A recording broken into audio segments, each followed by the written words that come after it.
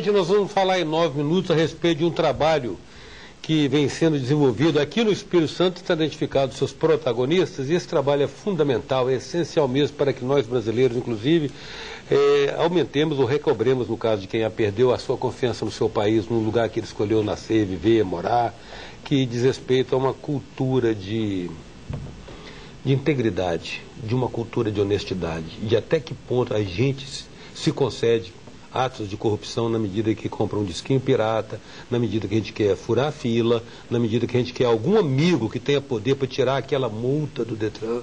Em uma série de fatores, a gente que está aqui para tirar pedra naqueles que a gente identifica como corrupto, até que ponto nós não somos coniventes com esse comportamento, entendendo que só os grandes, digamos assim, mereceriam ser presos. No caso do Brasil, o que incomoda é o fato de que às vezes nem os grandes são presos. Bem, nós estamos falando de corrupção e este é o tema dessa conversa com o nosso entrevistado de hoje, que é o Procurador-Geral da Justiça do Espírito Santo, Dr. Fernando Zardini, com quem nós passamos a conversar agora.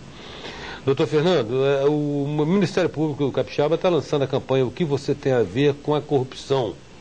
Faça a coisa certa. Mas será que era uma campanha ou tinha que ser um processo isso, doutor Fernando? Permanente, sem início, meio e fim? Essa campanha, na verdade, ela é um processo permanente. Ela foi lançada em nível nacional em Brasília e o Ministério Público do Estado do Espírito Santo, já há algum tempo, passou a ser o coordenador nacional dessa campanha. Pelos exemplos que temos dado, pelas ações que temos desenvolvido, e houve, portanto, o reconhecimento do Conselho Nacional de Procuradores Gerais para que nós pudéssemos ter a coordenação aqui durante este período.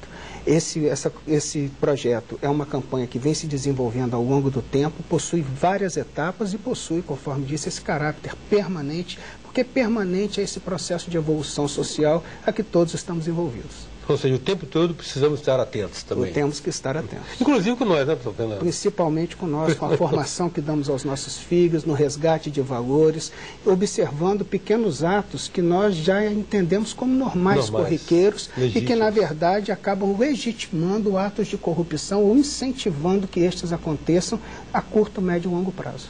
E como é que o senhor vê, de uma maneira até mais conceitual, essa questão da corrupção? O senhor acha que ela chegou com o Dom João VI, já estava aqui, tem a ver com a nossa história da nossa formação? Como é que o senhor vê isso?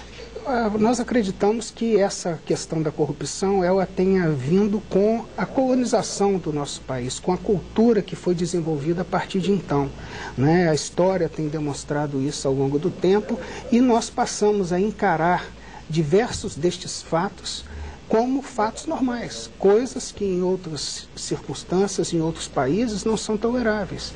Fatos pequenos que nós praticamos hoje no nosso cotidiano são repudiados em outros locais, em outros países. O que nós estamos tentando é justamente trazer essa nova reflexão, trazer esse novo contexto de pensamento, chamando a atenção da população e principalmente dos nossos adolescentes e dos jovens em desenvolvimento, para que eles passem a ser nossos parceiros neste processo, sejam sementes que venham a se reproduzir no sentido de divulgar esse conceito de ética, esse conceito de transparência, esse conceito de moral, esse conceito de exigência do gestor público e, por que não dizer, do cidadão como um todo, de ter uma postura adequada, de ter uma postura pautada dentro dos limites exigidos e permitidos pela própria lei. Aliás, sobre isso a gente precisa, me parece, exorcizar urgentemente um entendimento que a gente acabou cinicamente, a gente acabou agasalhando, que é o de que o que é público é de ninguém. Pois é, esse conceito ele já começa a ter as suas modificações, já começa a ter as suas reações. Os nossos órgãos de controle, sejam em nível estadual, sejam em nível nacional, eles já começam a trabalhar no sentido de exigir uma postura dos gestores de responsabilidade e cuidado com a coisa pública. O próprio Ministério Público tem sido um fiscal importante dentro desse processo, questionando de várias e várias formas o modo de aplicação desses recursos públicos. A sociedade brasileira já começa a dar as suas respostas a partir do momento que, ainda que de uma forma tímida, ela mostra a sua indignação E essas reações, elas acontecem até mesmo nas ruas, quando se cometem atos que são contrários ao interesse público, ao interesse coletivo. É isso que nós esperamos, é essa agregação de valores para que nós possamos construir um novo perfil que depende naturalmente da união de esforços de todos nós. Doutor Fernando, mas a sociedade ainda é muito tolerante, não? Muito tolerante. Muito tolerante. Muito tolerante, mas começa a cobrar. E esse sinal é um sinal bastante significativo. Nós, do Ministério Público, por termos uma conduta, uma forma de atuação mais próxima da sociedade, sofremos as cobranças diuturnamente de ações no sentido de inibir atos ilegais. Essas cobranças, elas vêm de todos os segmentos. Vêm da nossa ouvidoria, que a população pode procurar de forma direta. O nosso ouvidor atende a essas demandas pessoalmente, é uma característica que nós desenvolvemos na nossa instituição, né? Recebemos da sociedade civil organizada, que nos procura através dos respectivos conselhos com as suas demandas, buscando através da nossa instituição resposta para situações que ela julga ou entende como anormais, e vem também do próprio poder público, que traz para nós uma série de notícias que acabam sendo objeto de investigações. Em 9 minutos nós estamos conversando com o Procurador-Geral de Justiça do Espírito Santo, Fernando Zardini. A gente volta já. Voltamos com 9 minutos, que traz hoje o Procurador-Geral de Justiça do Espírito Santo, Dr. Fernando Zardini.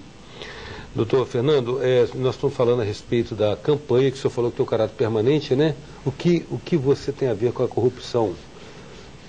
Faça a coisa certa. Às vezes, a maneira da gente ser conivente pela omissão, né, doutor Fernando? Com toda certeza. A partir do momento que nós presenciamos determinados fatos e não agimos ou não tomamos providências diante deles, seja pelo menos noticiando as autoridades competentes, nós estamos também contribuindo para que esse ambiente de ilegalidade prevaleça. Agora, é ambiciosa uma campanha dessa, ambiciosa no sentido do resgate de um ideal mesmo, né? Agora, isso envolve mudar a cultura, envolve a instalação de novos valores, e aí tem um contexto fundamental que a gente também não está bem resolvido na contemporaneidade, que é a questão da família. Como Exato. É que você vê isso? Nós temos uma forma de atuação que nós buscamos as escolas públicas e particulares, através das nossas promotorias e da coordenação, que tem uma atuação em todo o estado do Espírito Santo. Através destas escolas, nós chegamos aos alunos, chegamos a esses nossos jovens que estão em fase de formação de caráter, em fase de firmação de valores, né? E mostramos para eles a necessidade de mudança de postura. E conseguimos um fato interessante: esses próprios jovens acabam sendo elementos que cobram da própria família uma mudança de comportamento, ou seja, quando num fato corriqueiro vê o pai ou a mãe praticando algo que ele aprendeu como sendo irregular ou fora dos padrões éticos e morais, ele cobra: olha, isso está errado. E é um profundo efeito didático, né? É um profundo efeito didático. Né? E nós começamos a perceber esses fatos ocorrendo com o passar do tempo, através dos retornos que temos recebido das entidades com as quais temos trabalhado. Também divulgamos esse nosso evento através dos nossos encontros de desenvolvimento comunitário. Vamos ter agora, no mês de outubro, aqui na Praça do Papo, o 3º encontro, a Rede Cidadã, onde a campanha da corrupção estará presente, né, divulgando também através de folders, através de palestras, esses valores, esses princípios. E no mês de dezembro, no dia destinado o Dia Internacional da Campanha contra a Corrupção, fazemos então um grande evento, objetivando chamar a atenção da população para essas questões. Doutor Fernando, existe um princípio espiritual que define que quanto maior o poder que a pessoa detém, maior vai ser a responsabilidade da qual ela deverá dar conta. Existe até uma parábola bíblica que remete a isso, que é a parábola dos 10 talentos. Talvez uma coisa que ajudasse muito era umas sanções exemplares, principalmente nos crimes de autoridades, não? Com toda certeza. O que facilita muito e motiva ainda a prática desses crimes é a sensação de impunidade. É contra isso que nós do Ministério Público nos insurgimos. É contra isso que nós do Ministério Público apresentamos as nossas demandas no sentido de dar agilidade aos processos e procedimentos, muitas vezes priorizando os nossos procedimentos internos, que dependem única e exclusivamente de nós, da instituição, dentro dos limites da lei, para que possamos dar as respostas rápidas que a sociedade espera de nós. Então, nós já observamos também, através do Poder Legislativo, em âmbito nacional, no Congresso, mudanças bastante significativas na legislação, objetivando dar esta celeridade que não apenas o cidadão comum de nosso Estado, mas a população brasileira como um todo espera ver, porque quando procura os canais competentes da Justiça, e quando falo da Justiça não me refiro apenas ao Poder Judiciário, mas a todos aqueles segmentos que fazem parte do sistema de justiça, no sentido de ter as respostas que pretende ver de forma rápida. Então, olha bem, imagina a relação comercial entre eu e o senhor. Eu, eventualmente, ele imputa uma perda, certo? Mas eu acho que uma perda, uma lesão que se comete contra um particular não é tão grave quanto um gestor que está dispondo sobre um bem, uma propriedade coletiva e dá um descaminho a ela. Né? Justamente porque a partir do momento que as pessoas que tratam da coisa pública de forma inadequada, elas acabam prejudicando uma coletividade, com desvios, com desmandos, ela faz com que a saúde seja deficiente, que o remédio não chegue a contento nas farmácias populares, ela faz com que a educação passe por privações, tenhamos problemas na área de segurança, enfim, que são áreas vitais para uma sociedade contemporânea.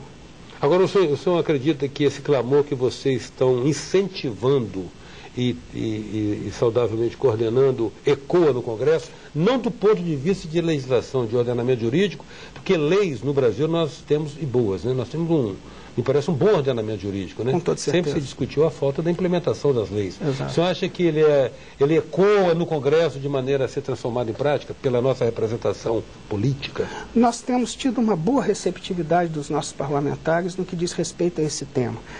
Nós trabalhamos também no sistema espiral.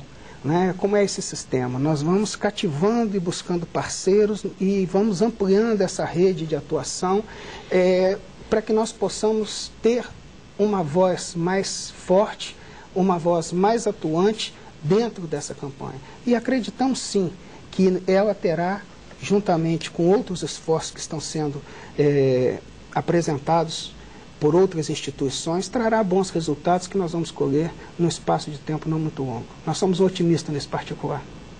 Obrigado, doutor Fernando. A gente só pode se congratular com vocês e colocar o nosso espaço à disposição também, de uma maneira modesta, mas engajada também nessa proposta. Eu que agradeço mais uma vez à Rede Tribuna, a oportunidade. A Rede Tribuna também é uma das nossas parceiras nesse processo e temos certeza que com todo esse apoio que temos conseguido angariar, o sucesso desse projeto será certo. Em 9 minutos nós contamos com a presença do Procurador-Geral de Justiça do Espírito Santo, doutor Fernando Zardini. Até já.